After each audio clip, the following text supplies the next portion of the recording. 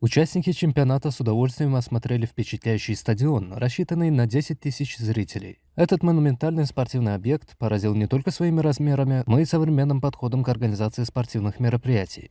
Да, спортивная инфраструктура тут на высшем уровне, очень чистый город. Вижу тут стадионы, цирки. Я думаю, это будущее, то есть Туркменистана. Гости также посетили конный цирк имени Героглы города Аркадага. Здесь им показывали цирковые представления. Спортсмены с большим удовольствием наблюдали за выступлениями циркачей. Здесь гости имели возможность понаблюдать за туркменскими ахалтекинскими скакунами. Затем спортсмены посетили музей истории и краеведения Аркадага.